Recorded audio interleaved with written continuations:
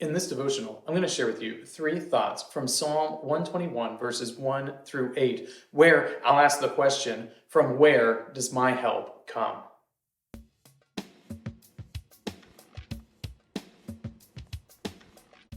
Psalm 121, verses 1 through 8 says, I lift my eyes to the hills. From where does my help come? My help comes from the Lord who made heaven and earth. He will not let your foot be moved. He who keeps you will not slumber. Behold, he who keeps Israel will neither slumber nor sleep. The Lord is your keeper. The Lord is your shade on your right hand. The sun shall not strike you by day, nor the moon by night. The Lord will keep you from all evil. He will keep your life. The Lord will keep your going out and your coming in from this time forth and forevermore.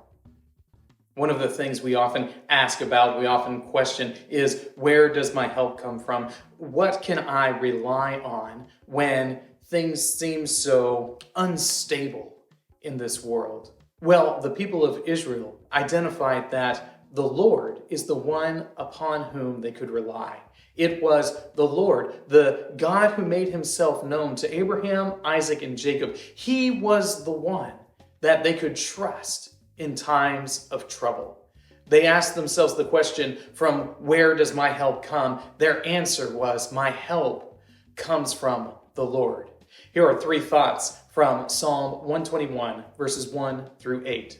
Thought number 1, the Lord is vigilant. You can trust that the Lord is where your help can come from because the Lord never tires. He never wearies. He neither sleeps nor slumbers. He is always vigilant. The Lord is not like us, who so very often are wishy-washy, who are inconsistent in the way we apply our principles. The Lord is the same yesterday, today, and forever. The Lord is ever vigilant, watching over his people. So if we are to answer the question, from where does my help come, we should look to that source of help that can never be extinguished, that can never be used up, that can never be presumed upon enough, because the Lord has all sufficient power, strength, and authority, and he is ever vigilant over his people. Thought number 2, the Lord protects. The Lord is the one who keeps his promises. So if we are inconsistent, by contrast, the Lord is consistent. When you look to get help from your neighbor, from your friend, from other people, you might receive it, but we also know that you might not, because people are inconsistent. But the Lord protects his people in a way that our neighbors and friends and family simply aren't able to do. He protects his people and keeps them safe because they are the recipients of his promises. And as such, he will keep them in the manner he has said. Thought number 3, the Lord restrains. Now, the Lord exercises his almighty providential control over all the earth. And a lot of us don't like that idea. We like to sit back and say, I'm the one who's in control of me and nobody else. But that simply isn't true. And this psalm reflects that. It says that the Lord guards our coming out and our going in. The Lord restrains his people.